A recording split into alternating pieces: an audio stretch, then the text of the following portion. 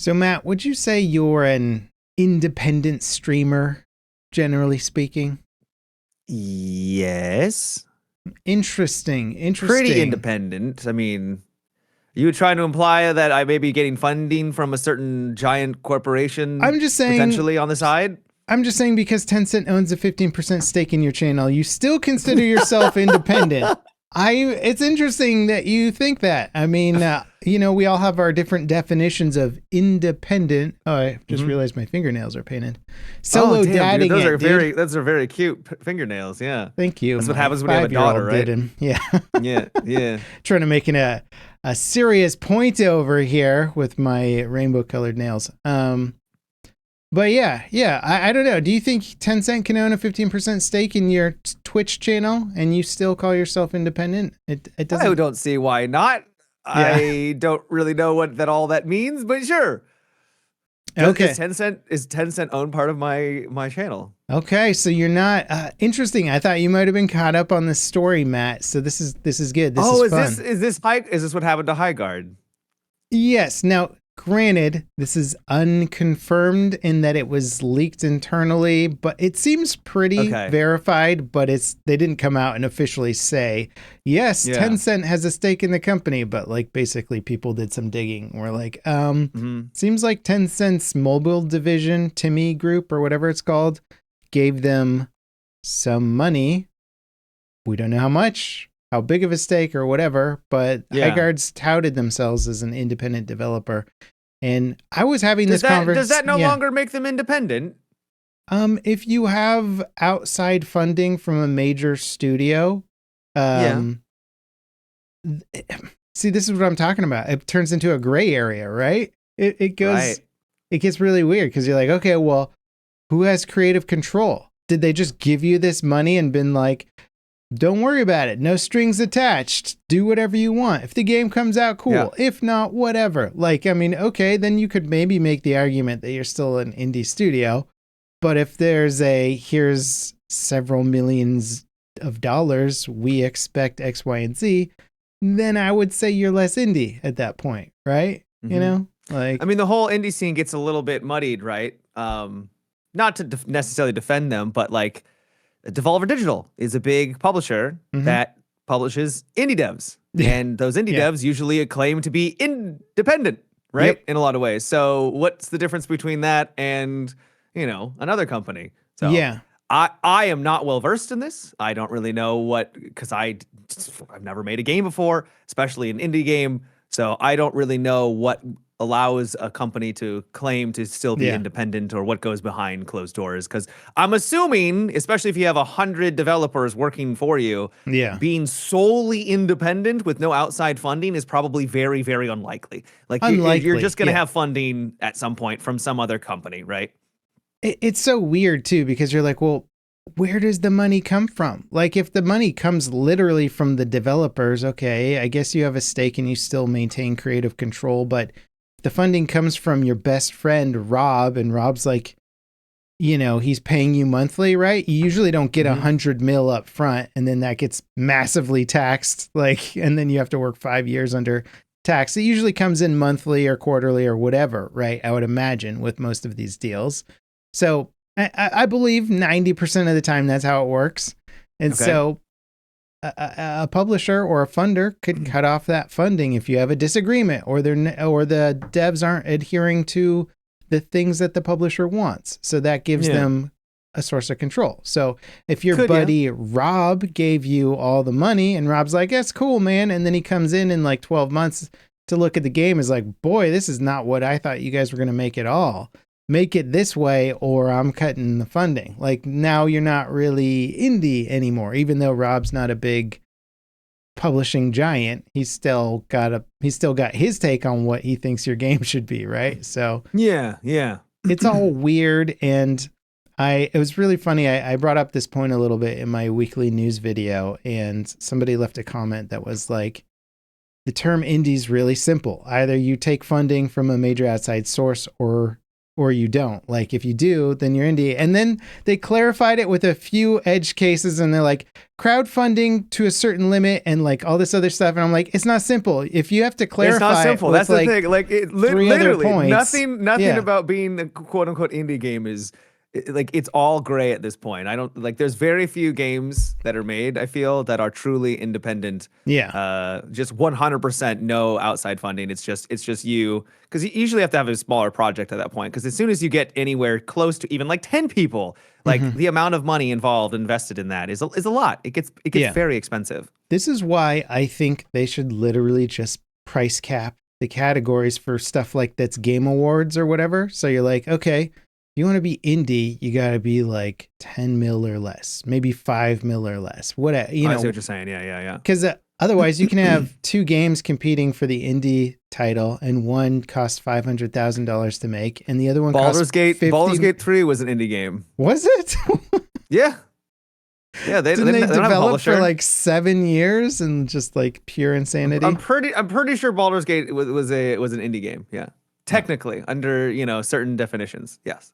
Yeah, they need to wrong. change it. They just need to make it a money category because it's too silly at that point. You're like, what? Indie game for a lot of people basically just means like smaller scale and smaller budget. But that's it. Like that's it. Like and that's my point. Is like just put a budget category. If you're indie, it's under this.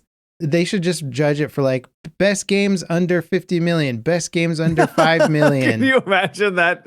That would, yeah. I mean, they could. Why not? Kinda, it would be. It kind of takes away a little bit of the. I mean, I hear you. I do. It's like boxing. You got your heavyweights, you got your lightweight. I mean, like they categorize it to make it fair. So was there any? Because this was all related to High Guard. Was there any point to all this, or it was just. No, it was just sort of like was people this just going, the internet trying to find another justification to hate on High Guard because they're like, oh no, they weren't independent. They were, they took money from Tencent. It muddies the water if they got money from Tencent and they're calling themselves indie. Plus, like one of the big rebuttals from one of those devs was like, now we got to go back to AAA game dev or whatever. And it's like, but you're taking Tencent money, so aren't you kind of industry? It's just weird. It's all muddied. I thought it was an interesting addition to the story, but yeah, other than that, it's maybe not the biggest deal ever. Yeah, it's not the best look. I did watch a great video done by Bricky. Have you heard of Bricky?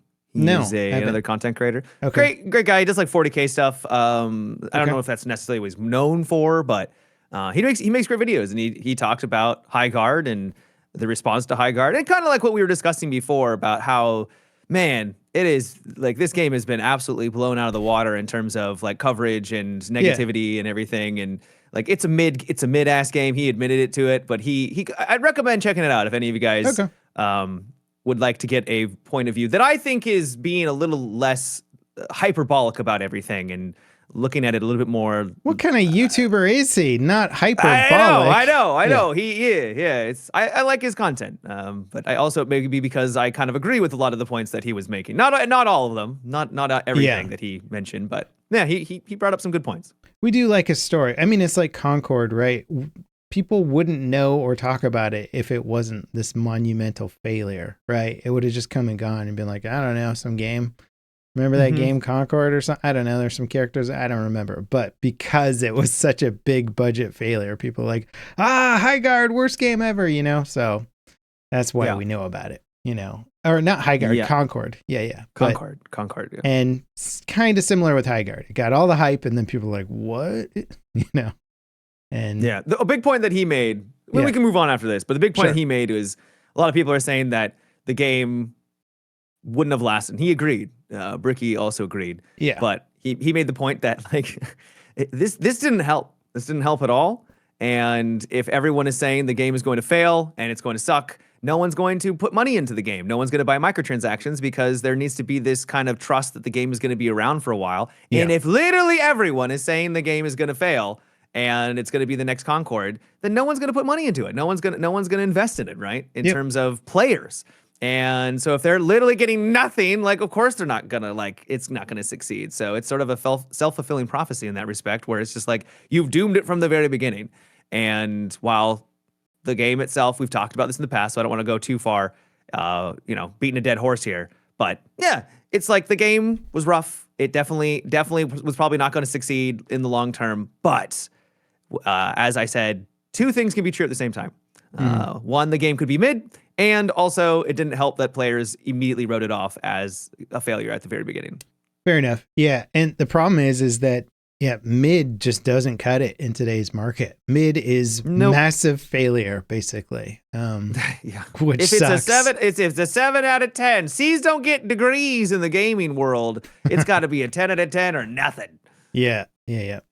So we will no longer beat the dead bear of Highguard. You could ride bears in that game too, but no, that's true. You could ride bears. Yeah. Hopefully this is the last story we hear of Highguard in a while, because I mean that in that any stories coming up about the game are going to be about bad things happening to it and not good things at this point. Yeah. Because, it's had great things being told about it since the beginning. That's right. There's been so much positivity about that game. It's just such a shame only recently it's gone negative.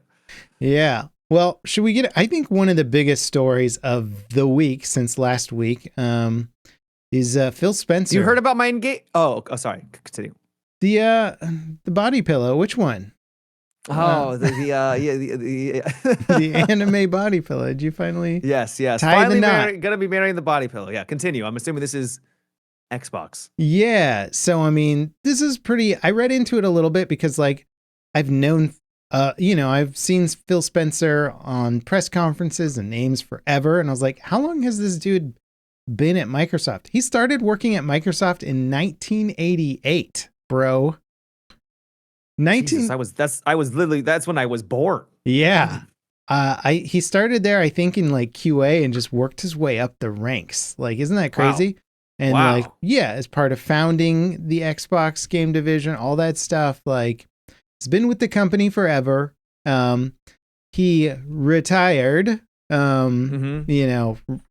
It more or less got Microsoft decided to do some changing of the guard, and was replaced by a new CEO, a new executive that's been there for 2 years, who's been at Meta and been at a bunch of other big, retail app type situations, and I think has done well there, but has no background in gaming and has a background in AI, and everybody's freaking out and going, cool. Did he not retire?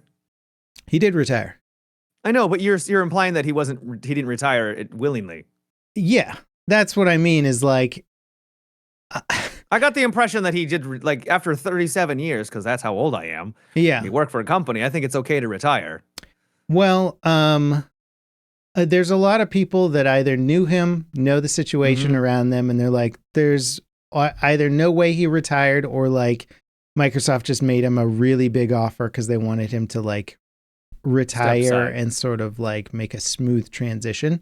I gotcha. Because if they fired him, that would be a lot of big negative headlines, probably hit their stocks, all that stuff. If he willingly retires, it's a much smoother situation. Okay, I did not know. All right, fair enough. So it's not official, but it's what's speculated is that gotcha. He probably didn't want to, the rumor mill. Yeah. And there was Xbox co-founder who I guess left Microsoft in 2002, I think.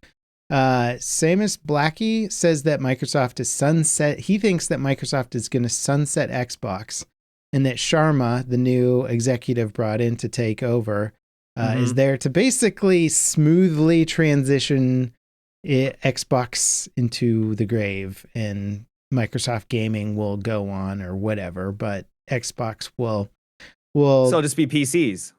I guess so. And we've been talking about this for a little bit, at least I've been bringing it up a bit, is that the numbers for Xbox for a while have not looked good. They've done a lot. Game Pass has done well, but even so, they haven't hit the numbers they wanted. The console sales are weak. PlayStation is killing them in every demographic. Nintendo's killing them, all this other stuff. Yeah. And so why do we think that Xbox is struggling so much? Because at the end of the day, it's just a consumer friendly, very casual. You buy a box, you can play video games. Is it simply just because of the user experience? Is it the games that are available? What is setting them so far apart that they just cannot sell while other companies are selling? Is it just because PC gaming has become so accessible and just people would prefer to play on PC? Probably a little of the all of the above, right? You know, the truth usually lies somewhere in between. I think part of it too is that breaking into a market that already has an established social system, where we could make the comparison with like Steam, for example, trying to break in that market where like PlayStation already has a huge audience, a huge user base, huge social network and social system where people are like, hey, I'm going to be playing this game on PlayStation. You know, there's a lot of cross-play now, but not universal, right?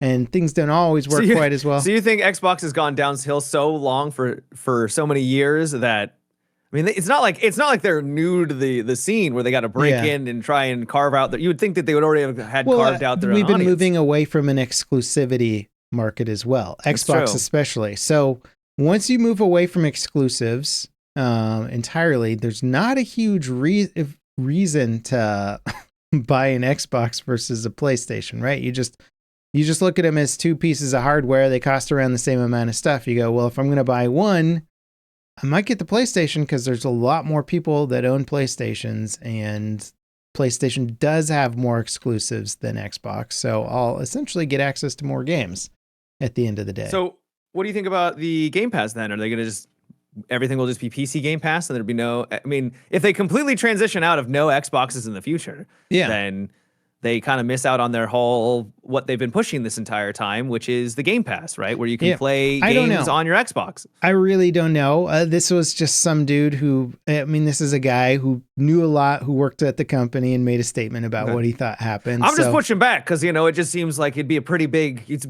deal just to be like, all right, we're moving away from the thing that's been the thing for the last 2 decades. The other theory is that they're bringing in this CEO that has a track record, or this executive. I can't remember. She's like a CEO or executive or whatever, but has a track record of growing stuff really quickly. So maybe they're just like new blood. Phil wasn't doing enough. He was too new ideas and stuff, gamer friendly. And we need somebody in here who's not afraid to like whatever, chop stuff up and shake it up.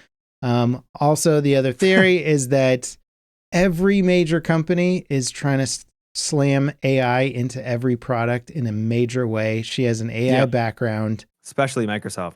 Microsoft, huge investors in AI, arguably one of the biggest investors in the world in AI stuff. We're hearing tons of stuff lately about AI gaming. There's that story about them wanting to make those 30-second games. Did you hear about that? No. I can't remember who it was. Facebook or somebody was like, we're going to make 30-second games using AI, and you'll just be able to like time waste like 30 to 60 seconds on some game. You're like, what? This seems Why horrible. would you even bother with that? Yeah, but that's what they're going. So it'd be like an ad. It'd be like, you know how you scroll through Instagram? I was gonna say, it sounds like a YouTube short or a TikTok. Instead of you're watching that, you're playing a game. Sounds awful, dude. It sounds miserable, awful. Granted, doom scrolling I also think is awful, and it's sort of like transfixed the nation. So what do I know? This could be a $1 billion idea. Have you ever gone to like a doctor's office or something like that and just looked around? I'm not following. You mean not sat there people, on my phone? Just other people in the waiting room and stuff like that. Yeah. You'll see all the younger generation, every single person is on their phone. Oh, you see like boomers and older people, all of them are just sitting there. They're just waiting. Yeah. It's fascinating to see the like contrast between the older generations and the younger, who are just completely transfixed to their phone. I'm not saying it's necessarily inherently a bad thing, but it is just wild to see such a discrepancy between the two. It is a problem.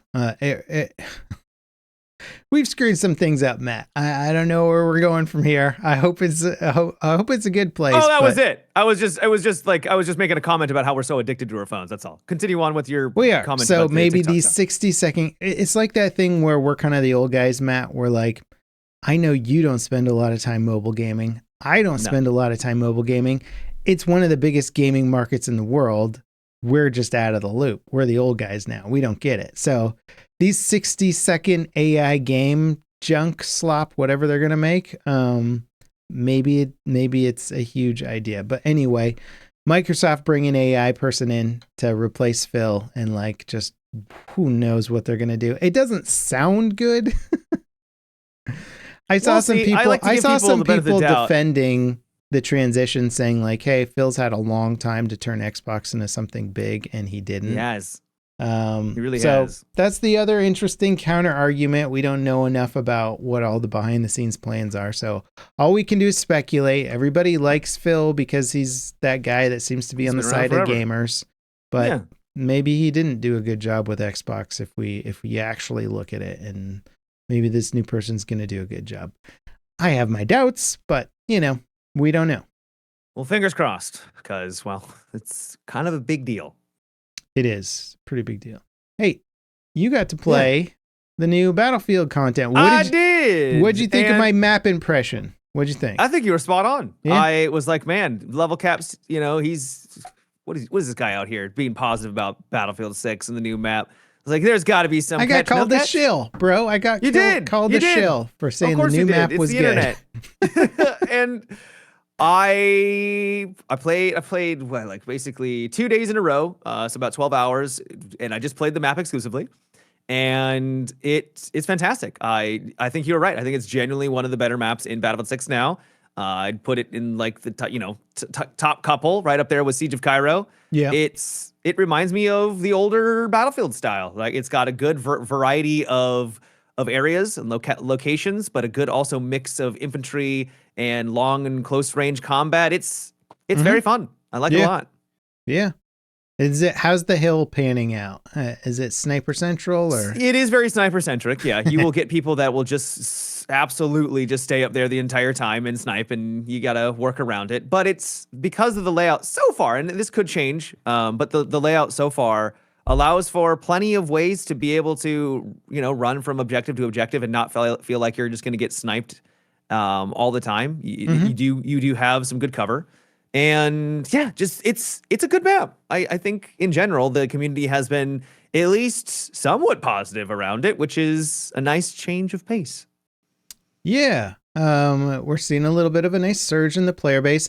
BF6 is there's been sort of that talk as the player base was declining about the game's not doing as well, but it's kind of stabilized at a pretty high player count, all things considered. So, despite our pushback about wanting more and more content, they're doing better than they ever have in like the last, decade of launches. With player retention and player everything. No, it's not even close. So not even close. By their metrics, whatever they're doing is the right thing. Which primarily is releasing a game that works on day one. So that was a big deal. Yeah, I like this new map. I hope the next one is good. It looks really cool from the trailer, but it is more CQB. So it is more close quarter combat. Yeah, and so like you said, you played this. Like, come on. Yeah. You said you played this map pretty much exclusively for like 2 days. And I think that's kind of telling to a degree, Matt, because once you get a good map, you're like, I just want to play the good map. Like that, there's so many other Battlefield games where you're like, there's 20 maps that could come up in rotation that I'd be really excited to play right now. Right. And BF6 does not have that going for it. And they also don't have a really good way to like avoid the maps you hate, or you can use the custom searches. You can avoid them. You can, but okay. You can. You can. Okay. What I would like is if you could like permanently check like don't play this map and then just go to like random play, and have it just match you, and then you don't have to play that map or whatever. But I see. Well, you do that by just essentially going to the custom searches. The custom search. You have to go there every time. You can't just click on Conquest. Yeah. And because it'll put you into whatever. Yeah. I also want them to do. Can you do this in custom yet? I haven't found it, but not putting you back in the same map over and over again. If you want like a rotation.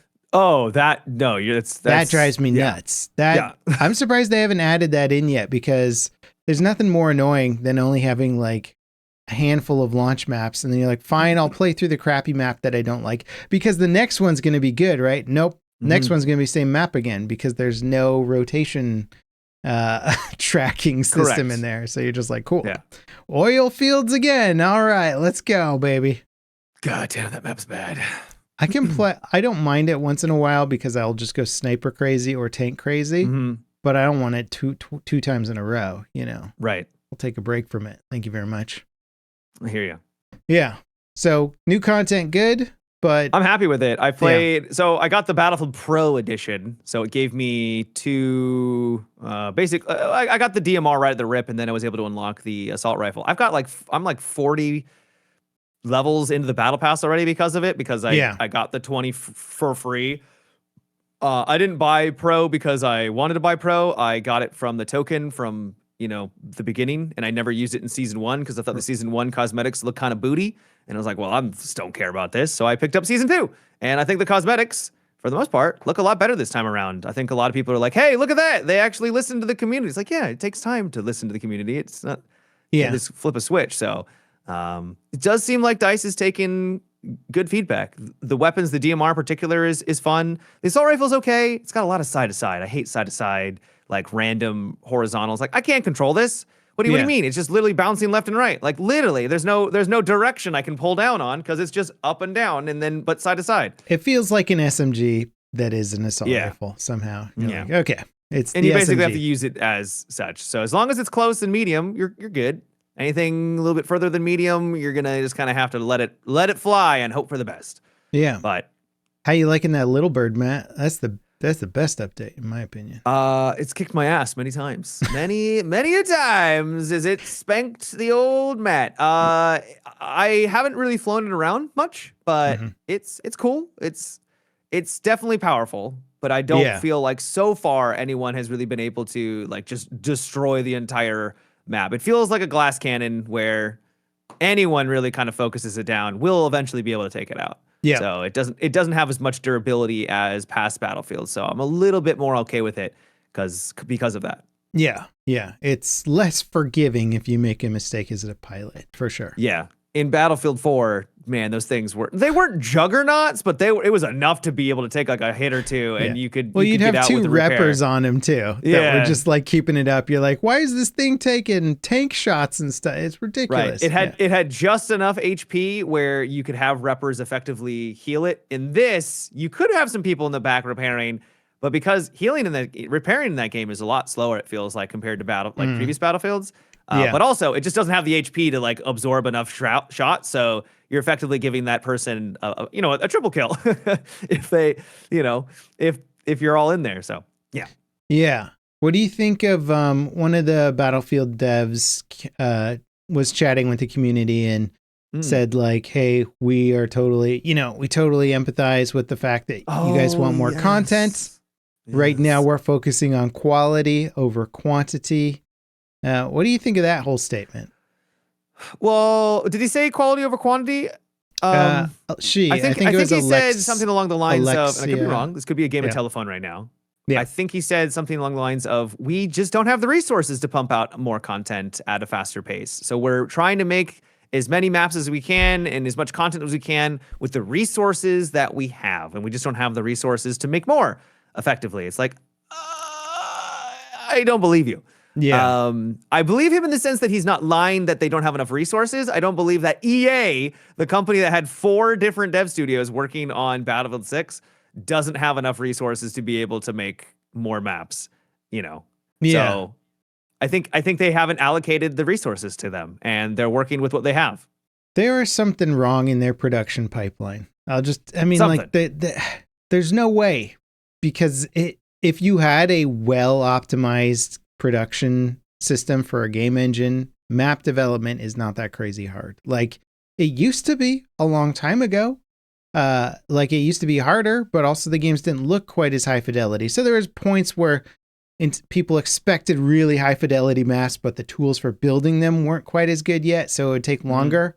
We're past that point, at least in other game engines. So I don't know what it's like working in Frostbite, but like you can put together some really high fidelity stuff in other game engines now very quickly and then get it going. So I don't know why it takes so long. Playtesting is probably the lengthiest part of the development process, but I hope they can speed it up a bit, because there was a comment about it being quality over quantity. And it's like, okay, well, you could make the argument that oil fields didn't fit that requirement. Right. You could make the argument that the snow version of the Manhattan map didn't really fit. It's like, is that quality content? It's sort of a whatever game mode that I played only to get some achievements, and then never again. So I don't know. I hope they can pick it up, but I am glad that at least the stuff that they dropped at the beginning of the season is premium Battlefield content, is what it is. Not premium Battlefield content, but But premium. I hear what you're saying. Yeah. Not official premium, just the word premium. So obviously I'm just like everyone else, or most people in the Battlefield community right now, where I want more of the quality, and if we can get more of contaminated, fantastic, right? Like I'll be happy. The hope I have, and this is probably far fetched, but is two new maps each season, and then a remastered, right? And then you just keep ripping it. So basically 3 maps a season. That would be dope. Yeah, would be great, right? That way we don't have this like 1 month where it's just nothing. Yeah, where we get like a game mode, right? So a map a month would be amazing.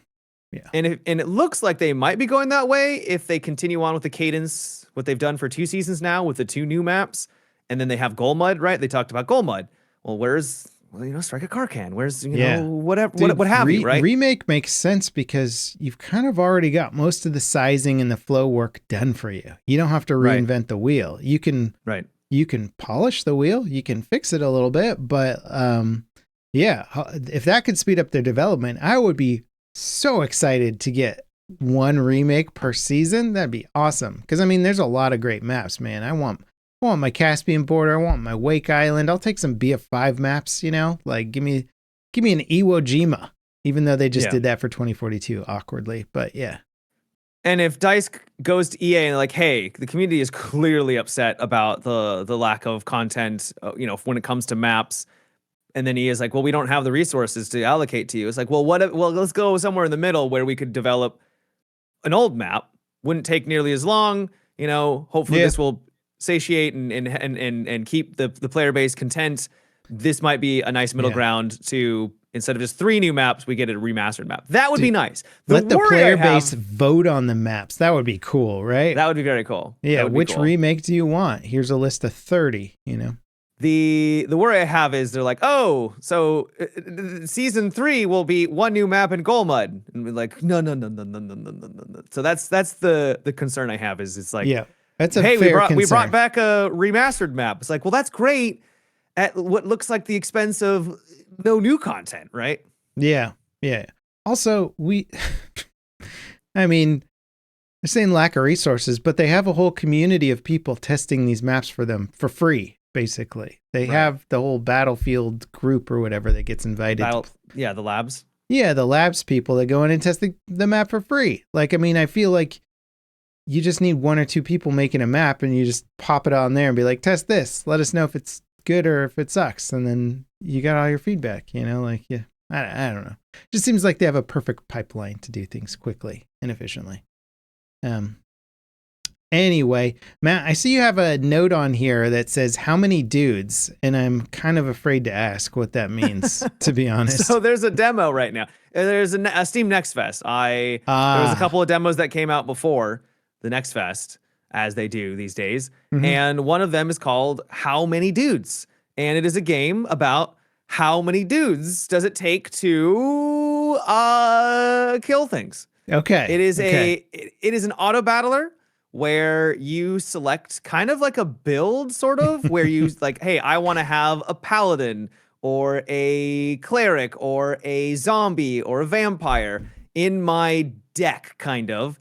And you go against children, like toddlers, and then it's like, well, how many toddlers can you fight against? Do you think this vampire can take out 10 toddlers? Well, let's find out. And then they fight 10 toddlers, and then it slowly builds up. Yeah, it's the horse versus the one giant. It's the 100 men versus gorilla, but in game form, right? Okay. Yeah, and goofy. Yeah, that's pretty funny. It is funny. Yeah. It's not bad too. It surprisingly has like a ton of items and like enemies. It's got a decent amount of enemies too. It's got a surprising amount of like art and quality to it. So it is an auto battler. I felt like it lasted a little bit longer than it should have, where I was like, damn, dude, we're almost to level 100 out here. Does it I not got to have a 110. speed up button or something? There is a speed up button. Yeah, there is. Okay. But I don't know if it was because I'm just a gamer, process of but winning versus losing takes too long or what? So I got to level 110, which that's a lot of levels, right? That's a lot of dudes. That's a lot of men. It's a lot of dudes. Yeah. And it took me a good while to get there, but I didn't fail once, really. I never had to start over. So I don't know if it was just because I'm a gamer and I just selected a great combo, but it was a little bit too easy for me to just be like, hey, I'll just... Beating an auto battler on your first try is like, shouldn't happen. You should have to I could have kept more. going, but it was like only boss battles after that. You clearly kind of goes into like an endless mode where you can just keep going and going and going. Okay. Where the difficulty gets like insane just for the sake of it. It's like, hey, stop. You're not actually supposed to go much further than this kind of vibe. Okay. So it sounds like they have a great concept with maybe a little tweaking to be done. Okay. Yeah, for sure. I think it's a cute idea. It's a cute little game. Yeah. And a funny game. So what else? I see Busbound. I played Busbound. It is by Saber Interactive. I swear those guys they're like, you know what? We're going to make a game about literally driving a bus and going around in a circuit. And that's the game. You literally are driving a bus route that you can decide on and, helping people out. It's of high quality. The assets look amazing. It's not like a scuffed, or anything. These are the same people, I believe, that make Warhammer 40K. The graphics are really good. Yeah, I know. Right? I'm looking at it. I'm like, is this like Spider-Man the game or something? Like, it looks amazing. Well, maybe not to that quality, but yeah, it looks good, and it's a city where you are going to have to abide by road rules. If you go too fast, go over the speed limit, it'll penalize you, and people will be upset. If you go over speed bumps too quickly, so you have to basically play it straight. And are those the rules of the game? The traffic laws? Like, are there any other game rules? Like, no.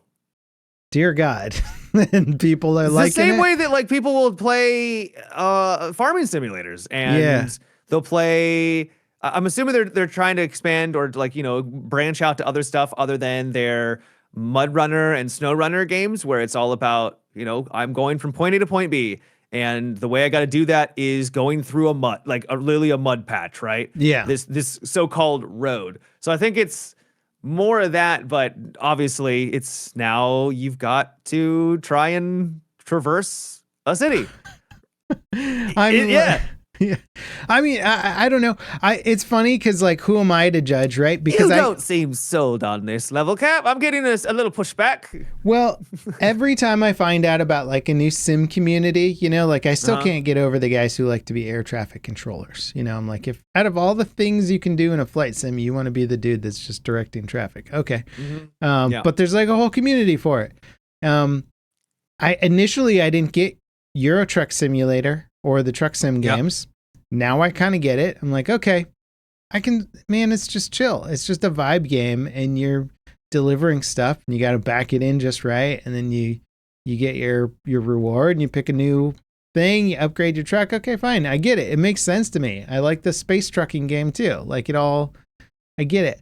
The bus one, I didn't see that one coming, if I'm being honest, because it's just fair. Who has the fantasy of being a bus driver? I didn't know it was. I see the truck driving fantasy because people pimp out their trucks and they have their own little whatever, their cab environment, and I don't know, something about it. But bus driving seems less appealing because you're right in the middle of traffic in a dense city environment, and then you dealing with loud customers or people being gross on your bus. It doesn't seem like a fantasy job that people want to sim. But yeah, no, that's fair. I don't know. Maybe is that part of the game? Do you have to tell people to be quiet or kick them off your bus? Or? No, No, Okay. there's none of that so far that So I'm far. aware of. Yeah, they it's should have really had the it's mini really just game. all about the driving. I think with the wheel it'd probably be more engaging, like if you actually had a wheel that you could use. Yeah. But You got to get one of those it's big bus wheels, though. You know, you can't just get like a right, the little giant racing wheel. bus You wheels. got to Right, get the right, one right. where you're like turning the whole thing. Yeah. Yeah. I mean, it was charming. So the world will evolve around you, where if you achieve certain goals and stuff like that, or if you get enough upvotes for being a good driver in this area and you get this route perfect, you'll unlock different areas where it will not only just give you more routes and more options, but the world around you will also, like, there'll be like an art installation that pops up, and like, so the route that you've been taking over and over will dynamically start to change, Okay. or at least evolve. And so it gives you kind of something else to look at. They had to come It's up not with something. Yeah. Yeah, something. Exactly. So I'm also not 100% sold on it either. But as a demo, it was at least, very chill and relaxing. And sometimes that's what all people want, is they just want a chill game where they can complete tasks, go from point A to point B, and that's what they're into. Yeah. I was reading an article talking about why the game industry is so hard for these AAA studios to navigate right now. And it's because it's so diverse. People want so many different things from gaming now. It used to just be like, here's your side scroller where you punch guys or something. You're like, all right, that's like 50% of the games that we're making. Now it's just like bus simulator. We got roguelike card games. We got MMOs. We got extraction shooter. Like, it's just so many categories. I mean, like, it's funny because people who I've known for a long time who weren't gamers are now gamers, like as adults, but the games they play are like, the cozy book. What's that one where you run a like bookstore or something? I forgot what it's called. And there's a lot. I know, honestly. right? I know. But there's one where it's like a cozy book mobile or something. You start off as like a mobile book thing or something. Okay, I don't know if I've heard of that one, but that sounds cool. But anyway, yeah, you're just like, I didn't know about these games, but like, it makes sense, like somebody finally made the game they were interested in playing, right? They didn't want to play Spider-Man and punch dudes in the face. They wanted to sell books out of a little mobile bookmobile and then keep upgrading that until they got a nice little cozy bookstore and, figure out what books to put in there to keep your customers happy. 50 Shades of Grey, Matt. That is, I mean, wouldn't that make you happy? Yeah, maybe. I don't know. I haven't read it, to be honest. I'll have to check it out. I haven't read it either, so I can't speak on that. I'm sure it's great. I'm sure it's fantastic. Yeah. I did watch the movie to that, though. There was multiple of them, I think. Oh, was there? Yeah. Ooh, I'll have to look at the sequels. I didn't know there were sequels. 50 Shades of Grey, 50 Shades Deep. I don't know. I have no idea. Apparently it was, so I think it was based off of the Twilight series, where they basically made a fan fiction of the Twilight series, but they just made it into something of their own. And the dude's not a vampire, so how is that fanfic? Right. This is just what I heard. I could be completely off. I could be spreading misinformation on the internet. If I am, I do apologize. But that was what I heard, is that it was kind of a sort of a fanfic of the Twilight franchise, which also was super popular. So it's kind of funny, and it makes somewhat sense that it would also gain some traction. Yeah. It's it is funny to watch, man. Those movies are funny because like the characters in them are just like, you're watching it, you're like, okay, so I'm pretty sure the only thing interesting about this dude is that he looks good and has a ton of money. There's like no other substance written for like the guy character at all. I'm like, okay, whatever. So the stuff gets like, it's like, so you can insert yourself into those. I don't know, because I figured it would have been more for the women's side, because usually. Wait, I wasn't the target demographic? I don't know if you were. You may have been. You could possibly possibly been. I was wondering why I was the only dude in a movie theater full of women, Yeah. So I did look online, and it says that yes, 50 Shades of Grey is directly based on Twilight. So at least according to AI. The author apparently titled it originally called Masters of the Universe. What? And they're like, wait, is that He-Man? What? Is that an It was later intellectual rewritten to remove the direct Twilight references and published as a standalone novel. So yeah, it Okay. originally was a Twilight spinoff, kind of like fan fiction, and then they're like, "Hey, what if I just make this into my own thing and sell it?" And boy, did it sell! You know what? That actually Yeah. explains I think his name is like Dorian Gray, the dude in it. That explains his character more. If he was meant to be written as some sort of vampire, Stoic vampire, that just had stupid amounts of money and yeah.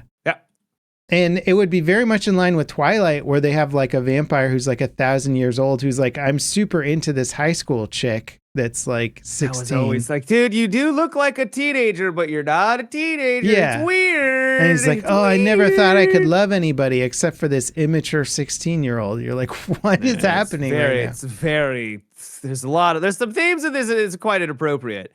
Going back to your whole reason why some of the characters can look very dull is they, sorry, unless you wanted to continue on with that, that thought. I actually forgot how we got there. What were we talking about? Which characters? I don't know.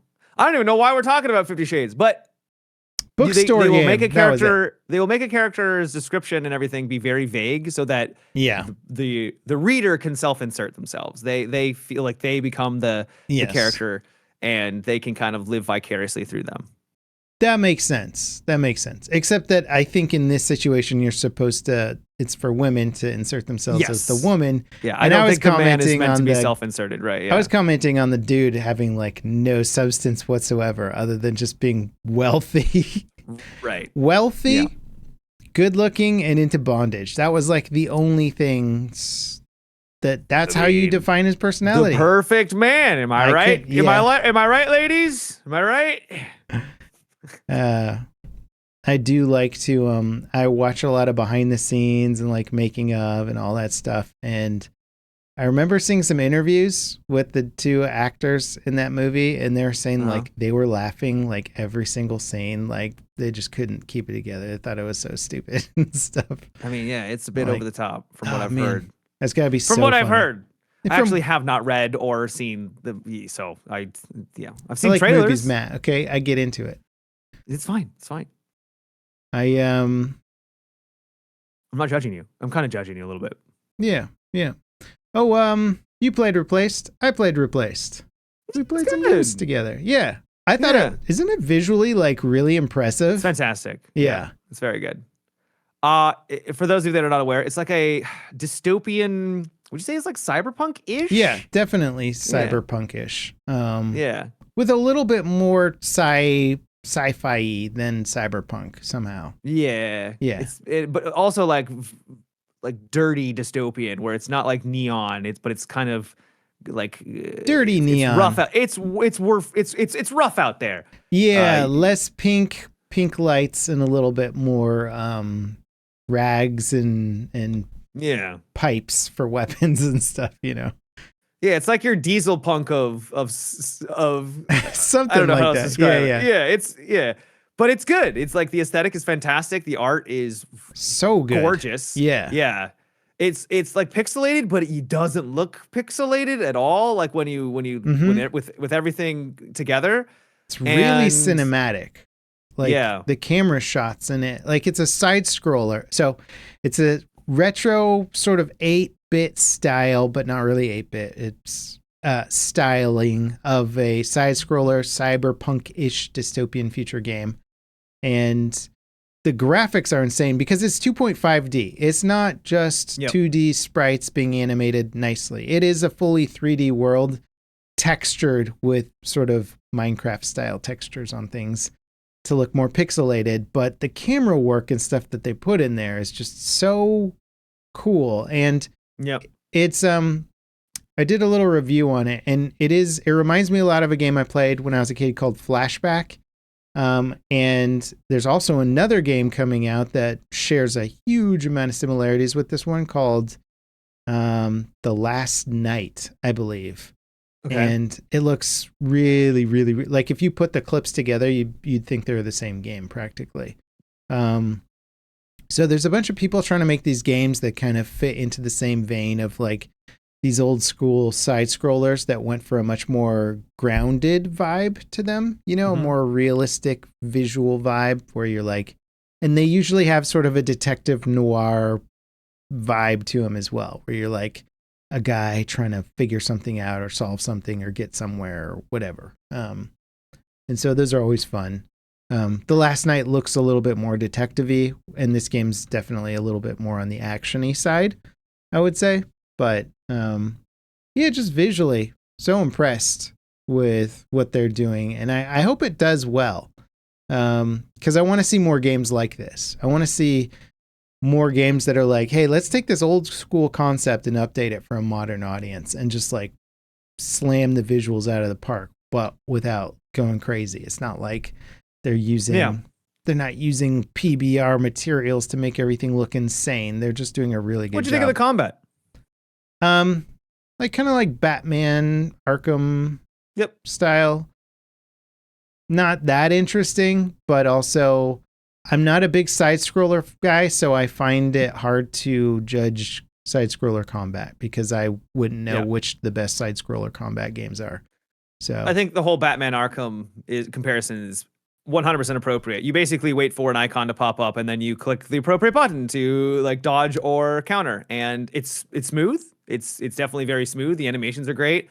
You have like a gun where if you charge it up and then you you get close to them or they're low on health, you can click the gun. You go through like this really dope ass like animation of like executing them. It's sick, right? It's very cool.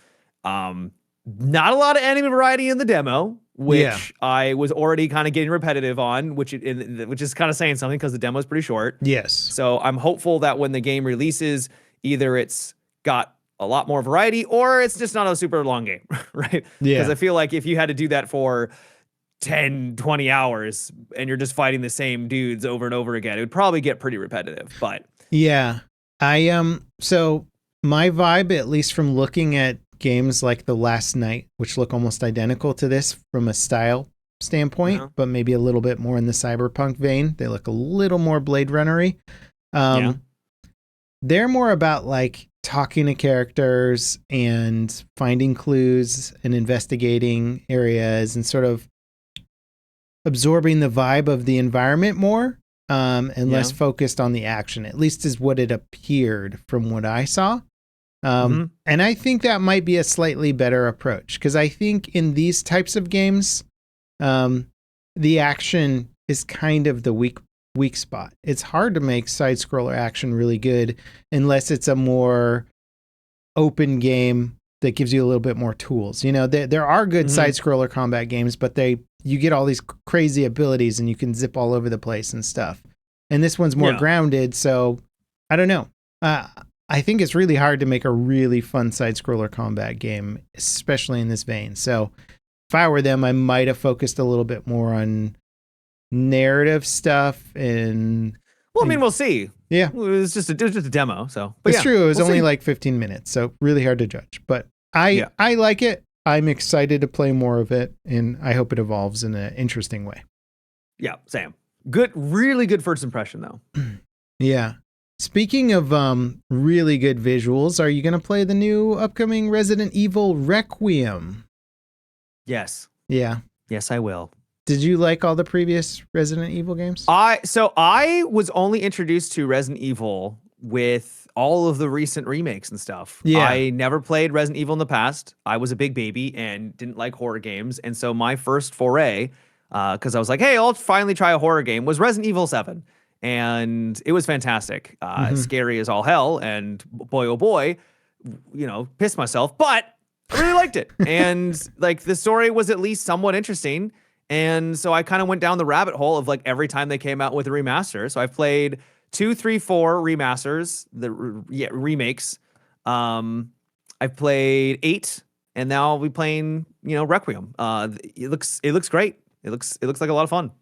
Yeah, I can't get over the graphics of these games, man. They are do look nice. Ridiculous. Yeah.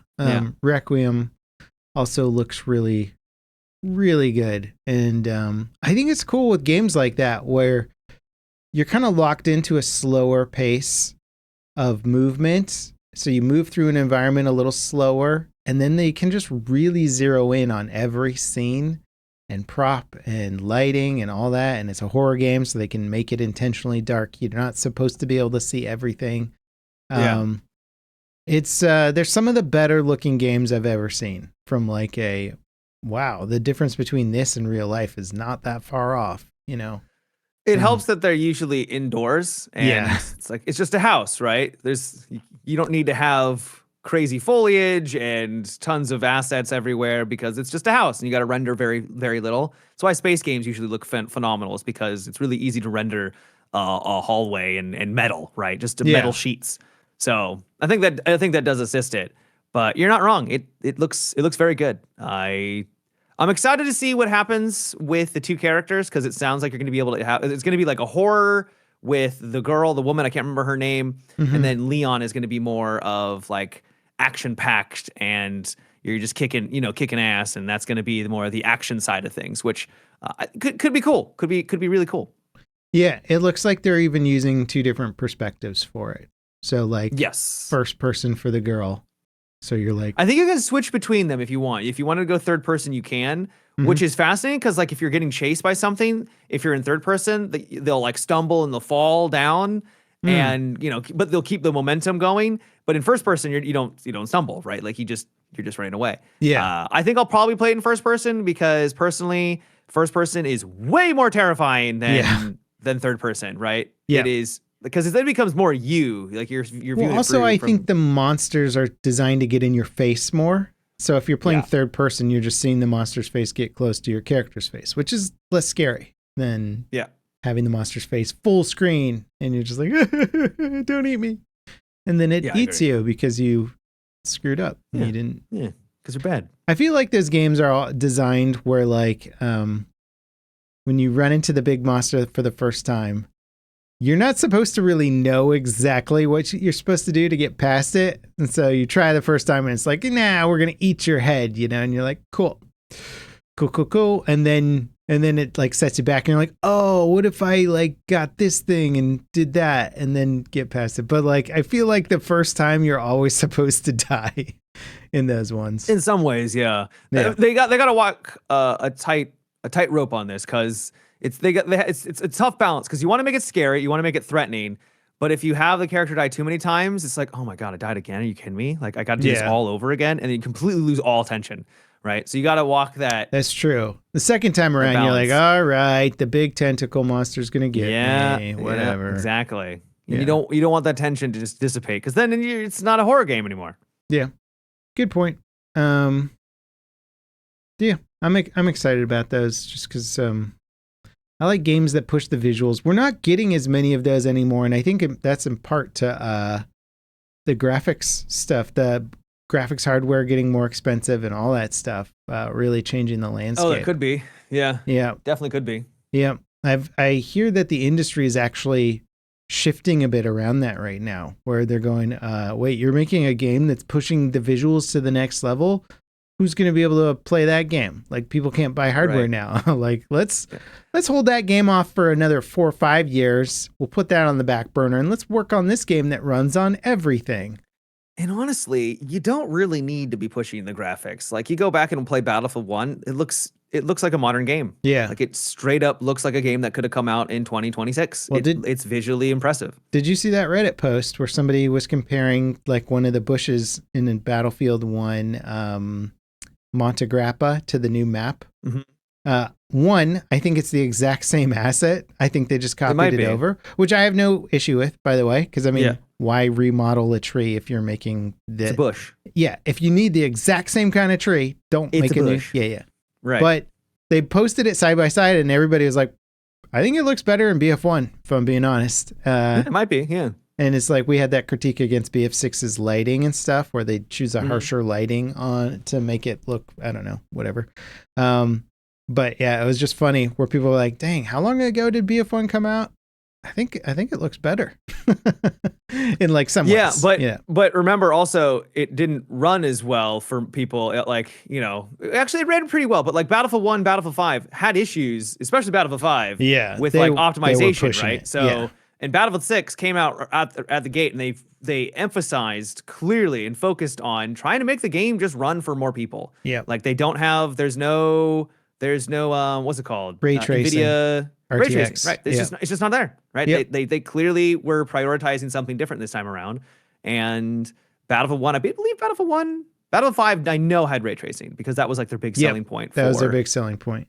Yeah. It's wild though, because people are like, yeah, you can almost objectively say that BF5's graphics are better than BF6's graphics. But yeah, you could. The smart probably. decision and the more successful game was BF6 because they optimized it for more people. It ran better at the gate. And we're seeing this trend in other games too with and it looks good. It does look good. It looks good. I'm a snob, so I get annoyed when the next game doesn't look as good as the past game, but yeah, whatever. And I get annoyed when Arc Raiders turned off all of their fancy shadows to get their performance shadows running, because there was a big visual difference between like the beta and the alpha or whatever. I was like, what happened to the lighting? It doesn't look as good.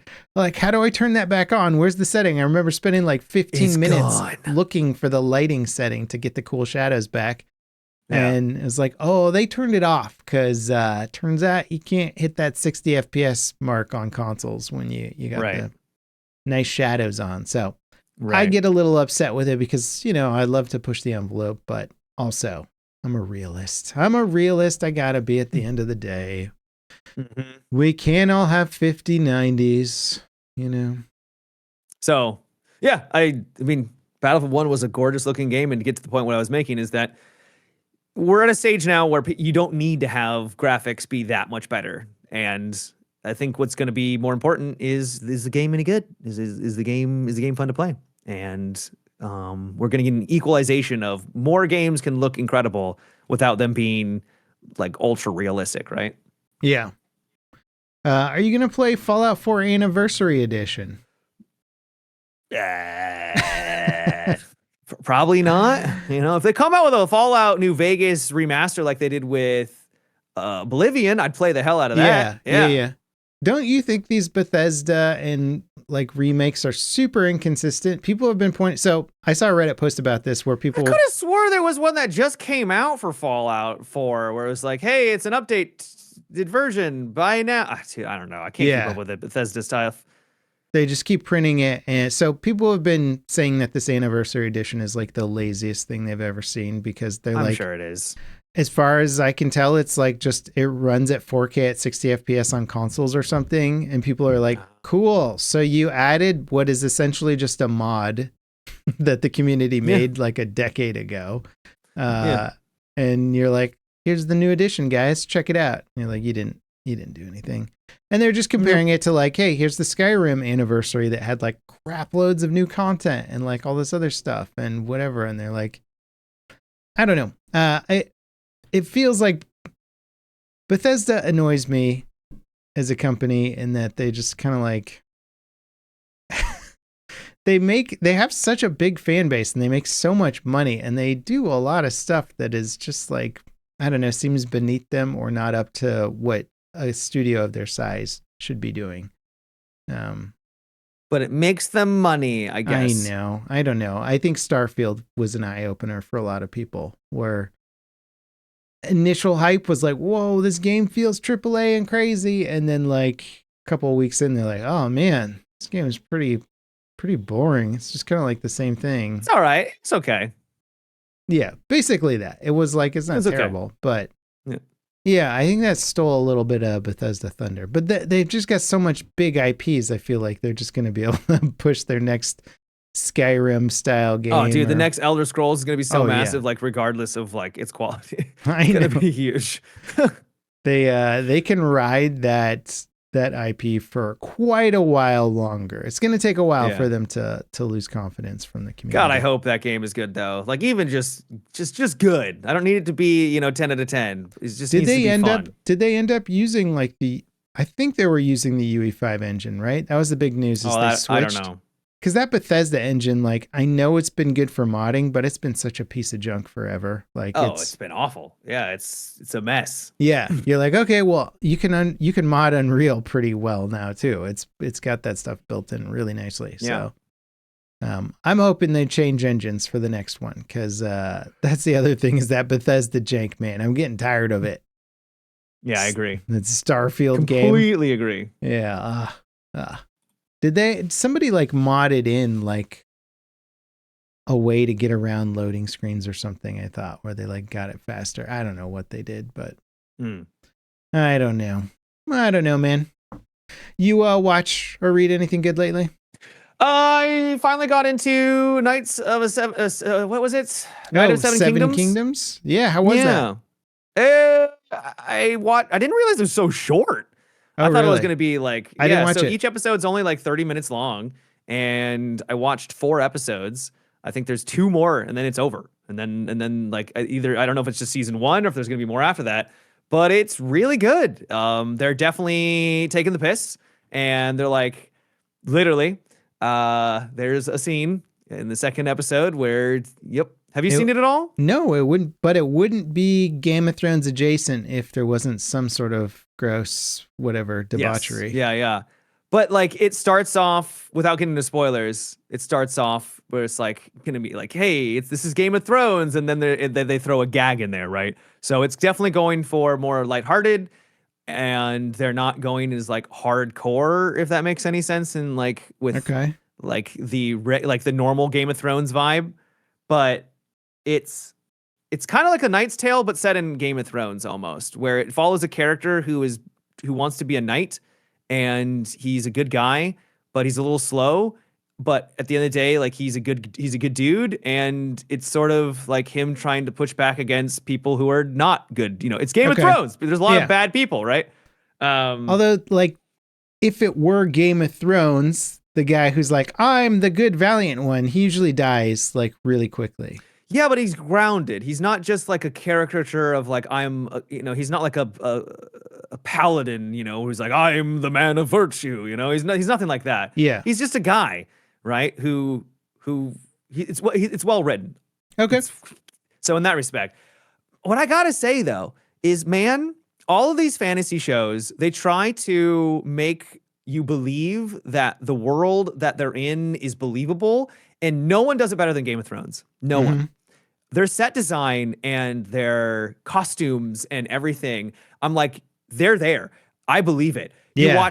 You watch like Rings of Power or the Wheel of Time. Yeah. And you're like, that's a set. Yes. Like I can clearly tell that is a set. Like you're clearly trying to make this feel like it's real and everyone's jumping around and I don't believe you at all. But there's something about the way that they light or design Game of Thrones sets that I'm like, that is a tournament. That is a real shed, right? And I know it's not, right? Like it's obviously all fake. But there's something that they do with whoever's in charge of their set design that just absolutely knocks it out of the park. And it's one of my favorite parts about the series. I think you're spot on too with that. And it's a big difference is like they spent more money somehow on the Rings of Power and it looked worse, significantly worse than Game of Thrones.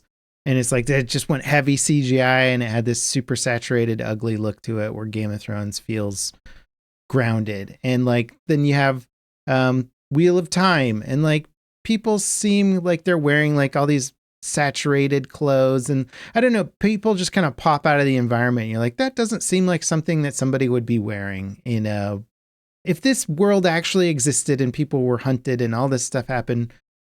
It just the way that they dress and behave and look and whatever kind of looks a little different. It's got to be like, it seems like it should be so obvious, but man, it's got to be really hard to sell it. Yeah. Because when you're watching one of the characters, he just looks dirty and disgusting. And he looks like he smells, you know, and you just get this vibe that he smells. Yeah. And, and then later on, he like smells his clothes. And he's like, oh God. Right. You're like, yeah, you look terrible. Right. But you just, and that permeates throughout the set. And you meet like Lannister, not Lannister. I don't think Lannister's in this, but there's the houses and you have the lords and they don't look as awful, but their clothes still look like appropriate. I don't know. I've been quite impressed with it so far. Yeah. The writing's solid. The characters are really good. I really like Dunk. He's the main character.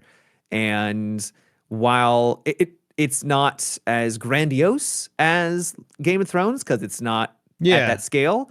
It's definitely scaled back.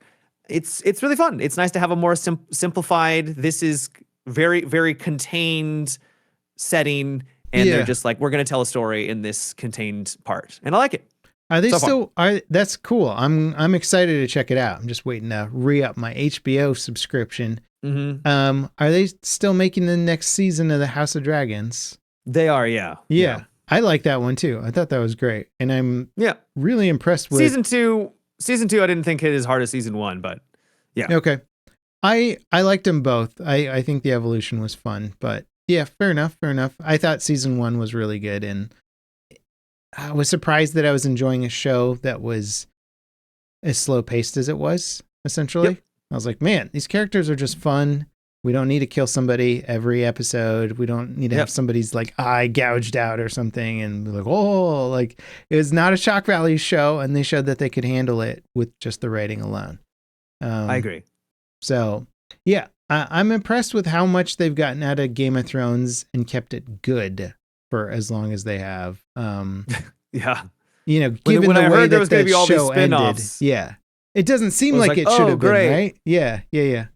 Because it's like, I mean, The Witcher crashed and burned. They made that spin-off for it that was like apparently the worst thing ever. Like it got like the lowest rated thing I've ever seen. Did you see that? Do you even remember that they made a Witcher spin-off? No. That's how bad it was, dude. Yikes. Yeah.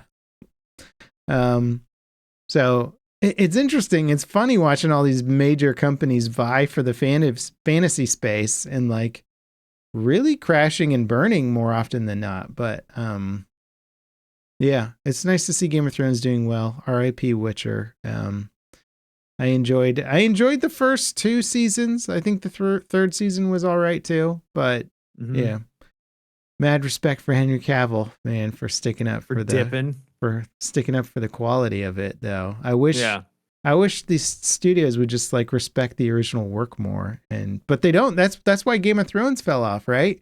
And that's arguably why you didn't like season 2 of House of Dragons as much, because apparently they start to deviate more. Yeah, George R.R. Martin had a lot of arguments and like left the project because he was like, they're just not doing what I want them to do. And so yeah, it's weird because they're like, hey, let's buy this guy's work, his intellectual property, and make it amazing, but also disrespect it. And you're like, all right, why are you buying it all? There's a theory I've heard from writers where, and this isn't a theory. This was, I think it was Brandon Sanders. I could be wrong. But basically, they know that they cannot write their own stories and get them to be produced into a movie or a television show because it's not a known intellectual property. They're a new writer, or they've been around for a while, but their writing hasn't caught on so that they can make their own show.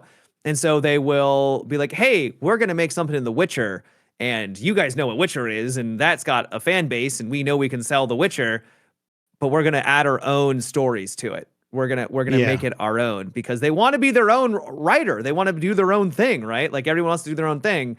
So they just latch on to another intellectual property, and that's why that could happen potentially. Not always. That makes a lot of sense. It does happen. Yeah, they're trying to tell their own stories within. Yeah, I didn't even watch the Halo show. I didn't either, but apparently it's like he has relationships with like a Covenant person. I don't know. It looked stuff awful. Stuff like that. I remember somebody posted an action clip on there, was like, for everyone dissing on Halo, like, check this out. And like every comment was like, this is the worst looking action sequence I've ever seen. And I was in agreement too. I was like, this looks awful. Like, if this is you saying this is the good part of the show, then God, what is the bad part of the show? Yeah. Also, action is not a good indication of a quality of a show. Like, if you can have good action, like, cool, but you can't do that all the time. Yeah. Well, and also if the action is bad, then it almost certainly guarantees the rest of the show is bad too. Like, sometimes I've rarely enjoyed a show where the action really sucks, you know? Mm-hmm. Fantasy shows. Well, that's good. I'm glad that it's doing well. I'm definitely going to put it on my list. It is on my list. Just waiting to re-up HBO and Apple and all the other fun ones. We'll get there. Smart. Man. Cool. Well, you want to wrap up the podcast there? Yeah, sounds good. Cool. Well, looking forward to Resident Evil. I'm looking forward to hearing your impressions on Resident Evil. Probably next podcast, I think. I think it's coming out between now and next podcast. Yeah, it is. Yeah, we got Marathon. We got that. We got Arc Raiders update. Marathon. Holy smokes. Yup. Totally forgot about that. I've been racing on some other objectives in life. Hype seems to be building for that. Seems like they're doing a good job with their marketing to get people like, hey, oh yeah, this actually looks kind of good. So we'll see. Yep. Fingers crossed. I'm rooting for them, man. I don't want to see Bungie bite the dust. It would be too painful, to be honest. Yeah, I agree. Yeah. Well, guys, thank you so much for dropping by. We appreciate you so much. If you want to support the podcast further, check out our Patreon, and you can come watch us record it live on Mondays and hang out for a little bit afterwards and, shoot the shit, talk about stuff. And, just hang out. It's a good time. Also, Matt, after each episode, is going to leave you with some good advice regardless of whether or not you're a Patreon member. Yeah. So my advice this week is don't be afraid to ask for help. And so that's why I'm going to ask this time around, what's your life advice, Level Cap? Yeah.